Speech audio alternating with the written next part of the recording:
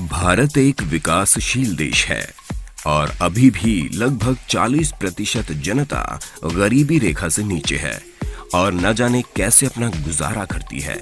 देश के हर चौराहे रोड पर आपको भीख मांगते कई भिखारी नजर आते हैं, जिन्हें आप शायद रोज 1 या 2 रुपए देते हैं।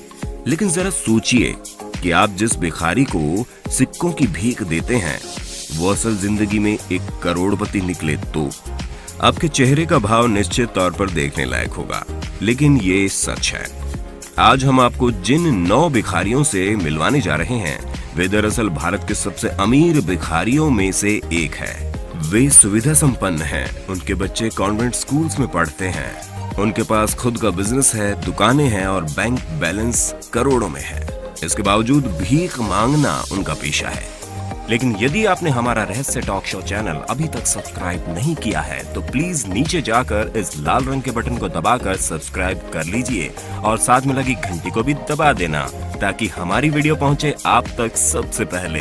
नंबर 9, भरत जैन। फर्राटेदार अंग्रेजी बोलने वाले भिखारी भरत जैन 49 साल के हैं। ये जनाब रोजाना 8 से 10 घंटे मुंबई के परेल पर भीख मांगते हैं और महीने का करीब 65,000 रुपए कमा लेते हैं, जो कि वहां के मुख्यमंत्री की पगार से भी अधिक है ना होश उड़ाने वाली बात। तो और सुनिए, उनके पास खुद के 70 लाख के 2 फ्लैट भी हैं।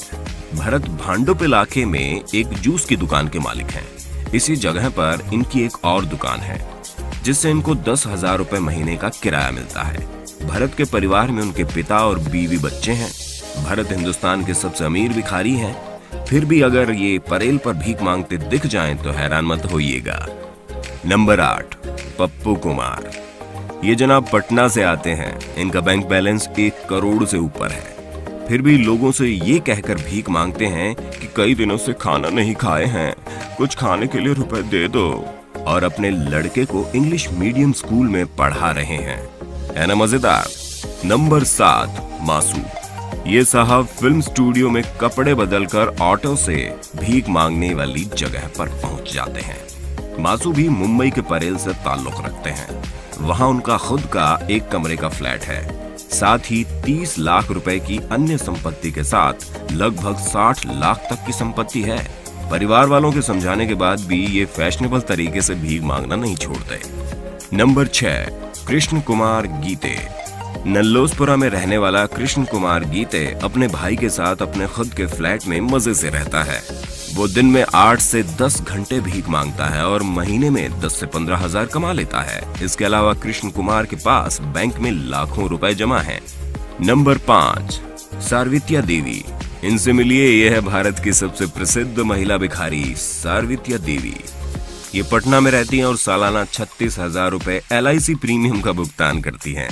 भीख से हुई आमदनी से ये अपनी बेटी की शादी कर चुकी हैं और इनके पास खुद का घर भी है। दिलचस्प बात तो ये है कि ये 7 तीर्थ स्थानों पर भी घूम चुकी हैं, साथ ही विदेश यात्रा भी कर चुकी हैं। नंबर 4, संभाजी काले।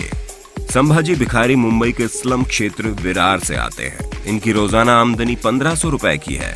इसके अलावा इनके पास खुद के 2 घर और इतने ही फ्लैट हैं, और तो और इन्होंने बैंक्स में निवेश भी कर रखा है। नंबर 3, हाजी।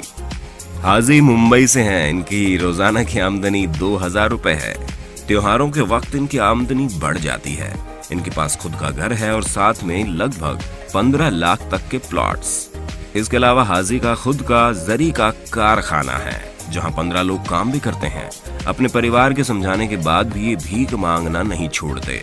हाजी कहते हैं कि एक ठीक ठाक आमदनी शुरू होने पर वो अकेले रहने लगेंगे। नंबर 2, रामबाई।